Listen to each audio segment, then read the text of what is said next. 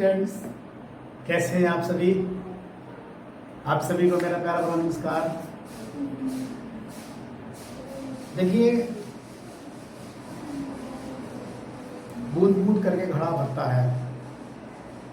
इसी प्रकार से आप धीरे धीरे पढ़ाई करते रहेंगे तो एक दिन आपको कामयाबी मिलेगी, और जिस समय आपका जो शिक्षा रूपी जो घड़ा है वो भर जाएगा तो आप किसी भी जैसे टेस्ट में अगर बैठते हैं तो आपको बिल्कुल सफलता मिलेगी। तो ये सब हम भगवान से दुआ करते हैं, प्रार्थना करते हैं कि आप सभी पे अपनी कृपा बनाए भगवान, और आप सभी अपने सही जो चाहते हैं वो आपको प्राप्त हो, आप अपने भविष्य को एकदम ब्राइट बनाएं। तो आइए बात करते हैं इस वीडियो में। जैसा कि हमारा डायरेक्ट नेट चल रहा है और इसमें लगभग डायरेक्ट नेट की जो सीरीज हमारी एंड होने के लिए जा रही है, तो इस वीडियो में हम बात करेंगे आज ऑप्टेटिव सेंटेंस। ऑप्टेटिव सेंटेंस की बात करेंगे जिनको हिंदी में कहते हैं इच्छा सूचक वाक्य। अब इच्छा सूचक वाक्य कौन से होते हैं? The sentence which express curse, boon, wish, praise, prayer, etc is called optative sentence. वो ये वाक्य जो इच्छा, वरदान, श्राप, प्रार्थना आदि का भाव प्रकट करते हैं, ऐसे वाक्य ऑप्टेटिव सेंटेंस कहलाते हैं। और फिर अगर आपको ज़्यादा चाहना है, आपको ज़्यादा इसको देखना है, तो चाहिए आप हमारी पिछली वीडियो में निकाल लीजिएगा optative sentence by Jitendra sir, तो आपको ज़रूर वीडियो मिल जाएगी और आप उसे समझ लेंगे। तो अगर डायरेक्ट स्पीच की रिपोर्टेड स्पीच ऑप्टेटिव सेंटेंस बन करके आती है तो हम कौन से रूल को लगाएंगे, किस रूल को फॉलो करेंगे, आज हम इस वीडियो में बताने वाले हैं। देखिए,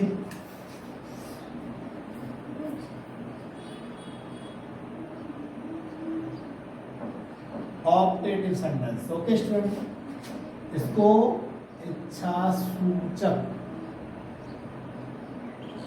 वाक्य कहते हैं। ये मैंने सब आपको पहले पढ़ा चुका हूँ, और मैंने आपको बताया भी था जिस समय मैं पढ़ा रहा था कि आप इनको अच्छे से पढ़िएगा, आगे चल के काम आएगा, आ सकते हैं काम आएंगे। देखिए वैसे वो आपने पढ़े थे जब काम आए थे, अभी डायरेक्ट नेट पढ़ रहे हैं फिर काम आ रहे हैं आपको। यानी ये जो हम पढ़ रहे हैं सेंटेंस, वो पार्ट्स ऑफ स्पीच, वो बहुत इम्पोर्टेंट कॉन्सेप्ट है हमारे इंग्लिश के लिए। जितने भी टेस्ट बनते हैं हमारे पार्ट्स ऑफ स्पीच से बनते हैं, ठीक है। तो ये इच्छा सूचक वाक्य, ठीक।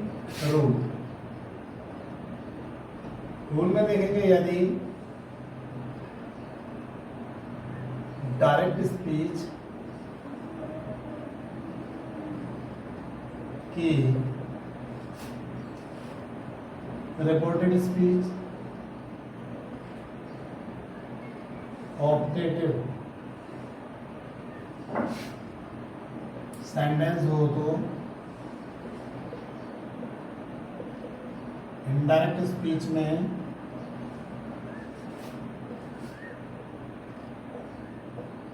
बदलने के लिए रिपोर्टिंग वर्ब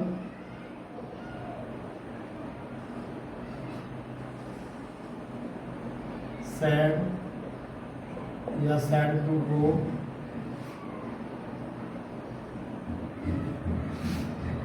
भाव के अनुसार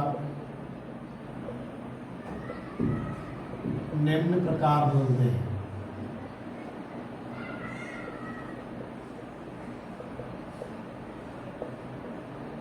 बदलते हैं, ठीक है। अब देखिए कैसे बदलेंगे, हम समझेंगे इसको।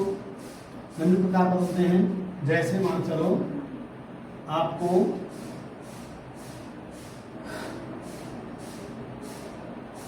एग्जाम्पल से समझाएंगे तो कितना बदलते हैं। जैसे अब यहाँ देखेंगे हम, she said to me, may you live now, ठीक है। अब देखो, मे यू लिव नाउ यानी आपको पता है मे आ रहा है पीछे और इसके पीछे ये ऑप्टेशन मार्क आ रहा है, तो इसको हम किस तरह से बदलेंगे? अगर मे का प्रयोग हुआ है तो यहाँ पर हम सेड टू को निम्न प्रकार कैसे बदलेंगे? एग्जाम्पल से समझेंगे। सी विश्ड मी, और जोड़ने के लिए दैट का प्रयोग करेंगे। ठीक है, दोनों भागों को जोड़ने के लिए हम दैट का प्रयोग करेंगे। दैट, अब जो ऑब्जेक्टिव सेंटेंस होगा हमारा, उसको एडजेक्टिव सेंटेंस में हम बदल देते हैं। ठीक है, तो मैं आपको इसे बता देता हूँ। सी विश्ड मी दैट। अब देखो यहाँ पर ये सेकंड पर्सन है, तो यहाँ ऑब्जेक्ट आई है, तो यहाँ हो जाएगा आई, और मे का क्या रहेगा, माइट। जैसा कि मैंने आपको बताया, आई माइट लिव लॉन्ग। ठीक है स्टूडेंट, एक एक करके एग्जाम्पल से समझाऊंगा मैं, इनका आम बदलते हैं। इसके बाद में आगे हम देखेंगे my friend said to me may you pass. ठीक है, दिस ईयर, इस तरह से। अब देखो यहां पर भी, तो my friend wished me that I might pass that में। इस तरह से इसका डायरेक्ट से इनडायरेक्ट बन जाएगा। और मैं आपको आगे बताऊं, इस तरह से ये डायरेक्ट से इनडायरेक्ट बन जाएंगे। और अगला एग्जांपल हम लेते हैं। देखो, यदि reported speech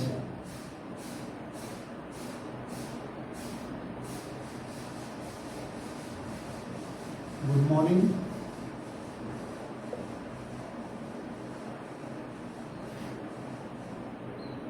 good evening, good afternoon,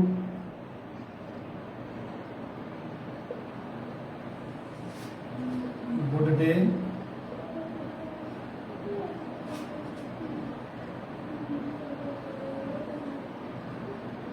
happy Diwali, etc. का प्रयोग हुआ हो तो, ठीक है, ये इनमें से किसी का प्रयोग हुआ हो तो रिपोर्टिंग वर्ब को हम बदलेंगे को विश्ड में बदलेंगे, विश्ड में बदलते हैं। और दोनों भागों को जोड़ने के लिए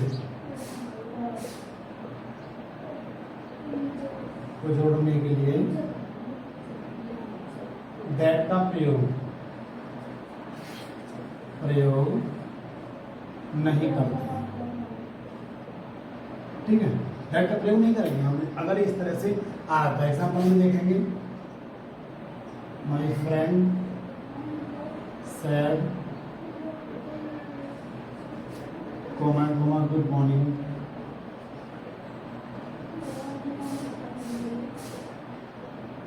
गुड मॉर्निंग। तो हम क्या करेंगे, my friend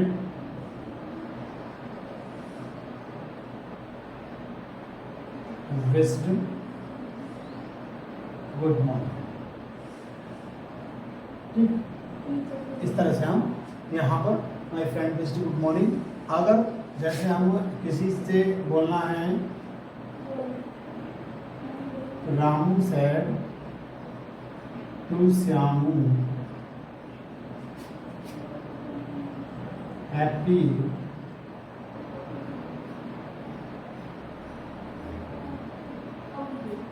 birthday to you. ठीक है, हैप्पी बर्थडे। आप बोलते थे हम किसी का भी बर्थडे होता है तो इस तरह से जो होता है हैप्पी बर्थडे, हैप्पी दिवाली वगैरह, जैसे तो रामू विश्ड श्यामू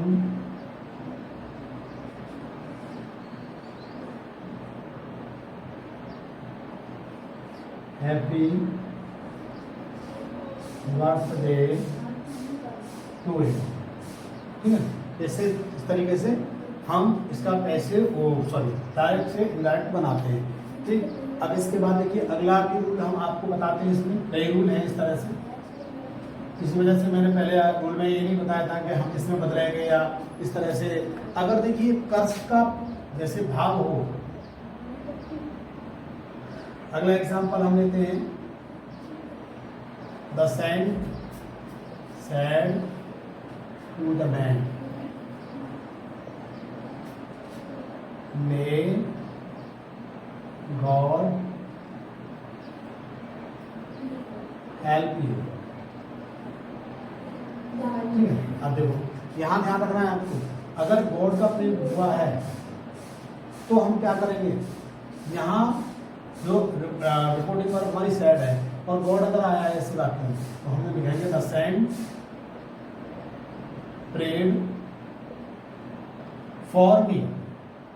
यहाँ प्रेड भी नहीं आएगा, यहाँ फॉर, प्रेड के साथ ध्यान रखेंगे फॉर का प्रयोग नहीं होना है, for me that God might help me, ये बदल जाएगा इस तरह से। ठीक है स्टूडेंट, आप देखो इसके बाद चौथा नंबर है, जैसे चौथे में हम लिखेंगे यदि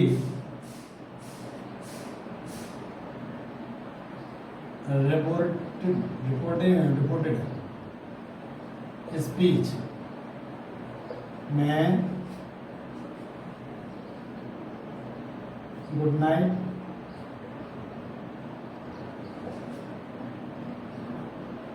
गुड बाय या फेयरवेल का प्रयोग हुआ है तो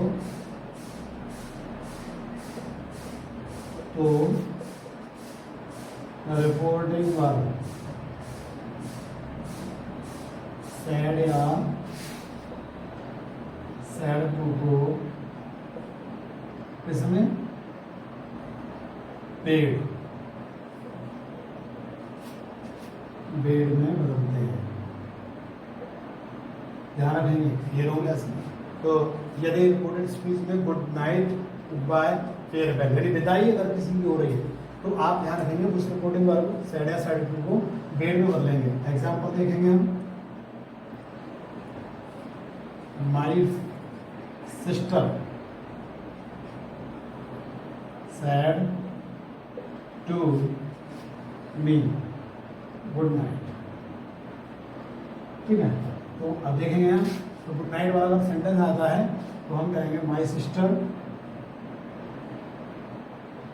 बेड मी गुड नाइट। ठीक है, गुड नाइट। या फिर हम इस एक तरीके से और बना देंगे इसको, माई सिस्टर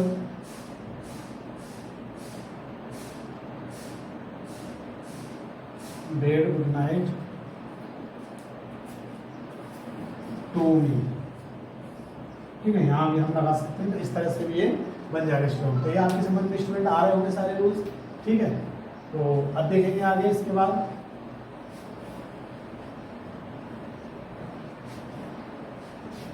जैसे अब इसमें जैसे आगे रूल आता है, यदि हमको कोई भी, जैसे अब देखेंगे जो कर्स है, एग्जाम्पल अगर लेंगे, fifth example, the old lady said to the boy, oh my mama, may you go to hell। ध्यान रखेंगे go to hell। इस तरह से अगर सेंटेंस आता है, हेल का मतलब होता है नरक यानी भाड़ होता है इसका। कभी कभी तुम भाड़ में जाओ, या किसी के प्रति हम बुरा अगर सोच रहे हैं, कोई भी अगर बुरा सोच रहा है तो वहां पर हम क्या करेंगे, अगर किसी को कोई श्राप दे रहा है तो इस रिपोर्टिंग वर्ब सेड टू को हम करस्ट में चेंज करेंगे student. Curse, the old man, the old lady, curse the boy that he might go to hell, go to hell. Okay, इस तरह से हम इसको बना देते हैं, ये भी इसी सेंटेंस के अंतर्गत आता है। ओके स्टूडेंट,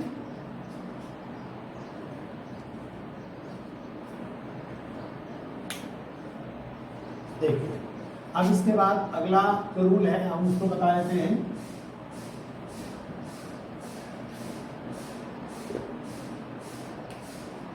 यदि reported speech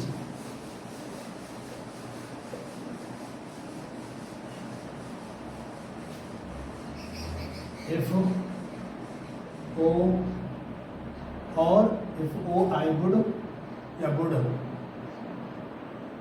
if o would that would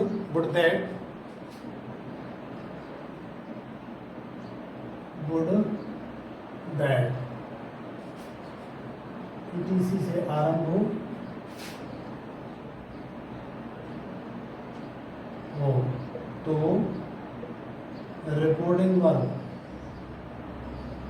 को विश्ड में बदलते हैं, ठीक है, विश्ड में बदलते हैं। ओके, अब इसके बाद हम यहाँ example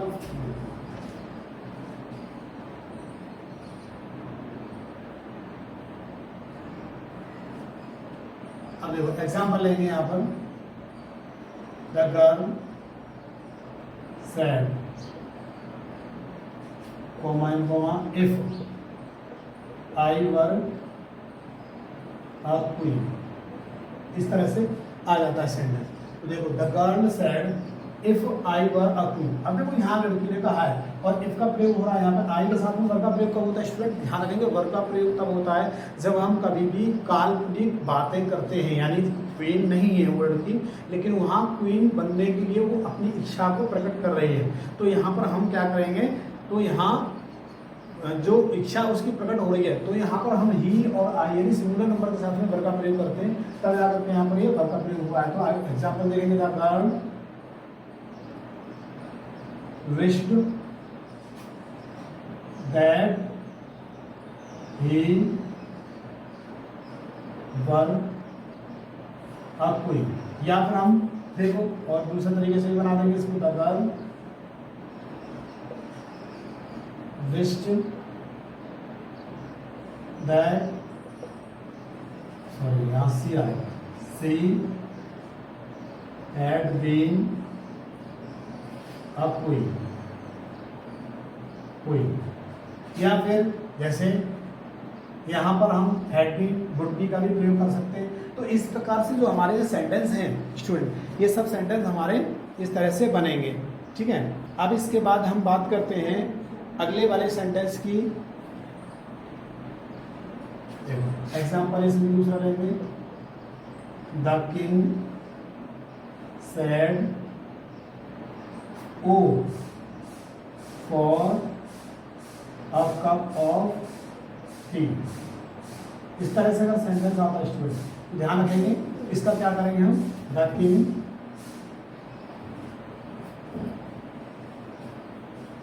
wished for a cup of tea. इस तरह से यहाँ पर हमारे जो सेंटेंस हैं वो आपको मैंने ऑपरेटिव सेंटेंस आपको पूरे समझाने की यहाँ कोशिश की है, ठीक है। या फिर हम इसको कर सकते हैं दोबारा से यहाँ पर दूसरा सेंटेंस दूसरे तरीके से the king wished that he had a cup of T, ठीक है स्टूडेंट। तो ये मैंने आपको पूरे एग्जाम्पल समझाने की कोशिश की है और ये मैंने इस सेंटेंस को पूरे ब्रीफली समझाने की आपको कोशिश की और मुझे उम्मीद भी है कि आपको ये वीडियो बहुत पसंद आया होगा, और पसंद आए तो एक बार वीडियो को लाइक करें और हमारे जो चैनल है उसको सब्सक्राइब जरूर कर लें। और थैंक्स फॉर वॉचिंग वीडियो।